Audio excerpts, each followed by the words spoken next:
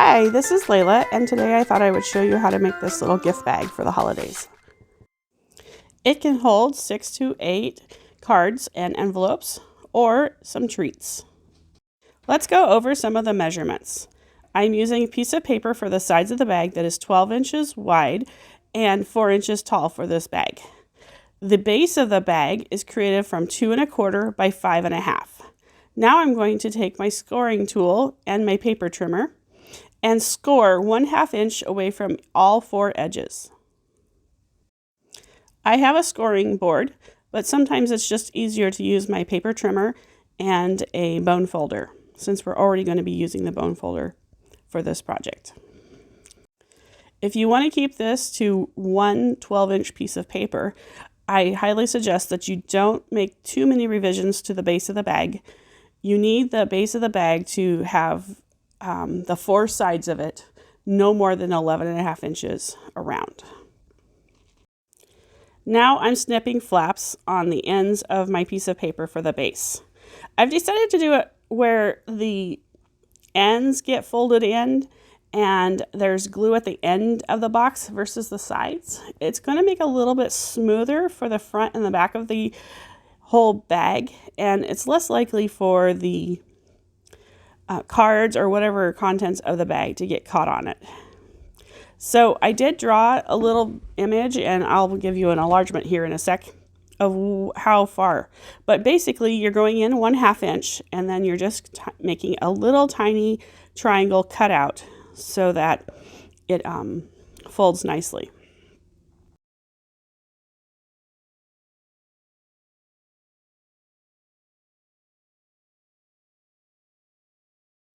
Now that I've done all the snips, go around the edges and fold the flaps in. You can do this all at one time or as you apply tape. So this just makes sure that you have everything that is flexible before you apply adhesive. After you've scored and folded all of your flaps, we're going to apply some adhesive. Today, I realized that I could apply adhesive across the large center flap of the box ends instead of the 4 little flaps. It's just easier. And since we're wrapping the box with the sides of the paper for the bag, any extra adhesive that doesn't get covered up is ultimately going to get covered up. This just saves a step, and I'm all about doing that. For this bag, it is actually a pattern paper. There are little fine lines of pine on one side and then a speckle of pine on the other. I know it's really hard to see in this video, but what I'm trying to say is that you want to make sure that you are picking your paper, which direction is going to be the bottom and which is going to be the inside before you start adhering everything down. Give it a test fold and then figure out where you're going to put your adhesive. As for adhesive, I highly recommend that you use Scor-Pal tape, red liner tape, or something that is known to stick really well. The first one of these bags I made was from an older roll of tape that I purchased on Amazon that had no name, that shipped in a poly bag, probably from who knows where. So it did not hold. I don't know if it was the age or the quality, or the fact that it just degraded, but use good tape. Trust me, you'll be happier that way.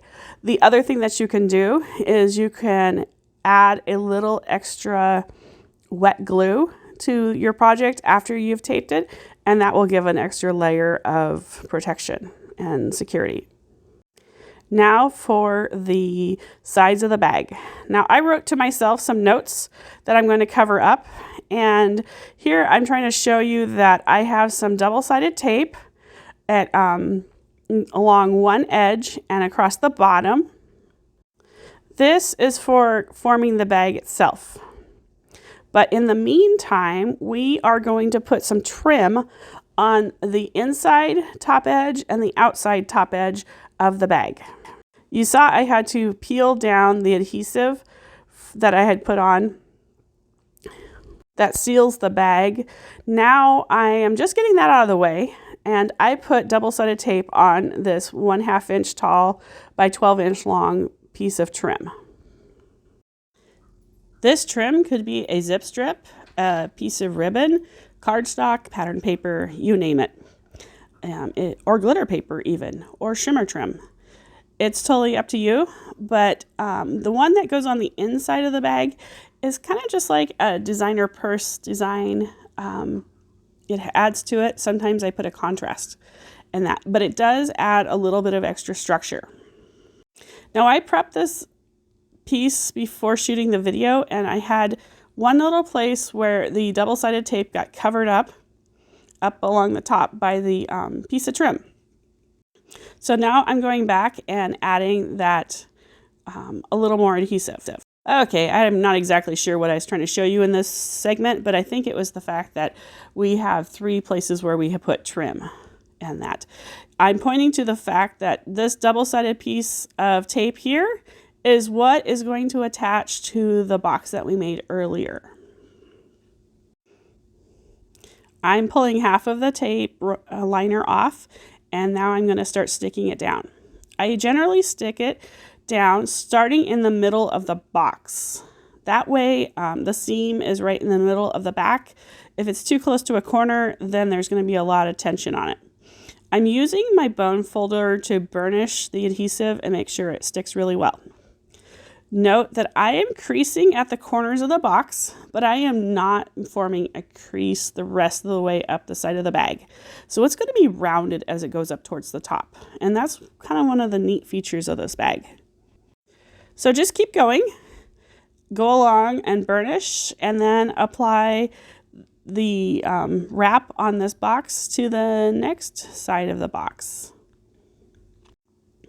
You can always go back and burnish some more when you have everything assembled if your hand fits in one of these type of bags.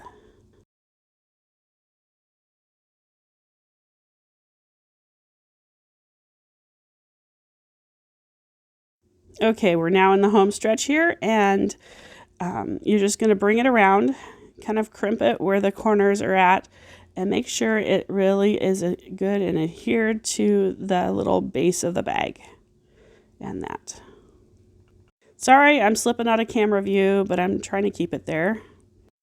So by this point, I did take it out of camera view one of the times, and I pulled the liner tape off of the vertical part of the bag at the end there. And so now I'm burnishing down not only the base of the bag, but also the vertical tape seam and that.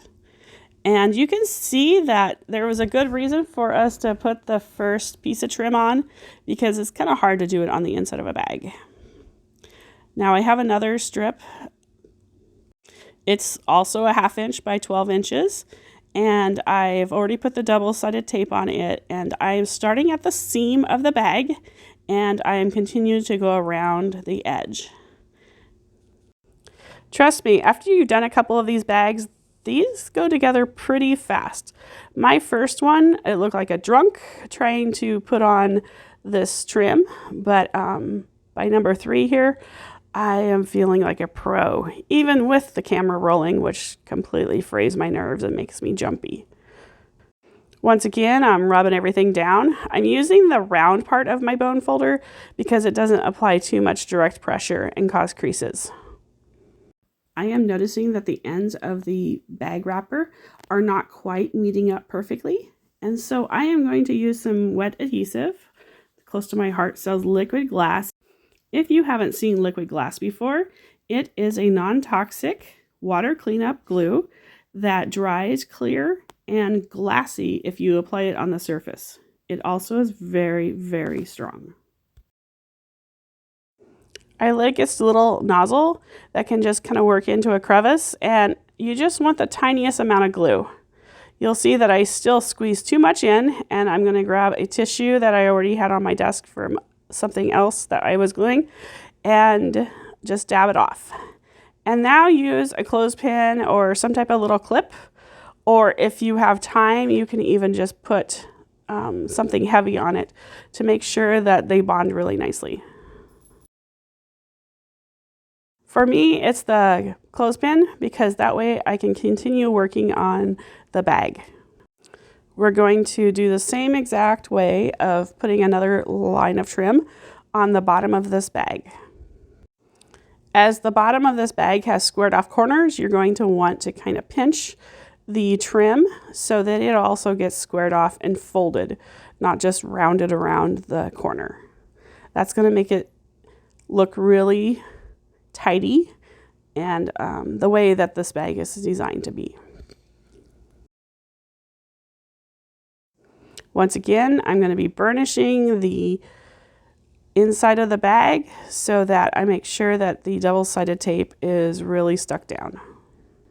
I don't think it's quite as important if you use the red liner tape, but that stuff is so unforgiving and really hard for me to get the liner off of. I prefer the white tape that has the ability to be torn, though most of the time I do snip it.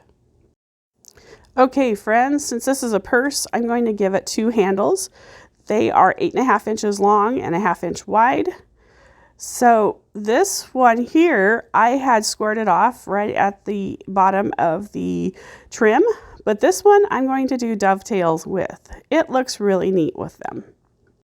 When I make my dovetails, I snip up through the center, the distance I want to make my dovetail deep, and then I come in from both corners and stop where I have previously snipped. This just helps me make ones that are centered, because otherwise I always come in at the wrong angles.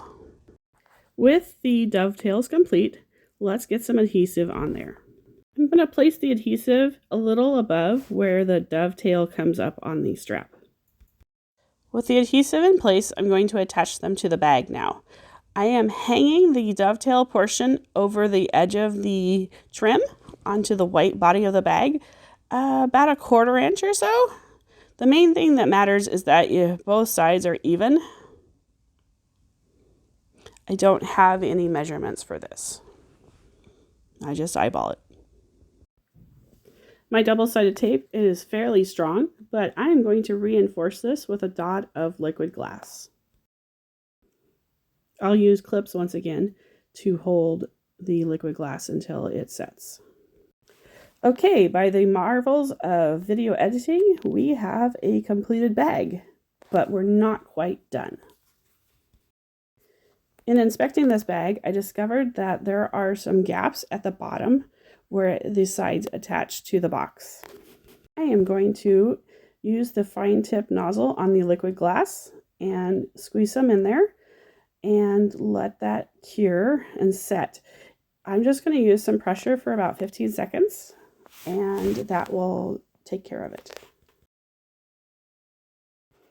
This bag is part of my holiday banner card making workshop, and this was also embellished with the same stamp set. It says Merry Mail, so this would be a perfect sentiment for putting on a bag where you deliver some cards and envelopes to a friend for Christmas.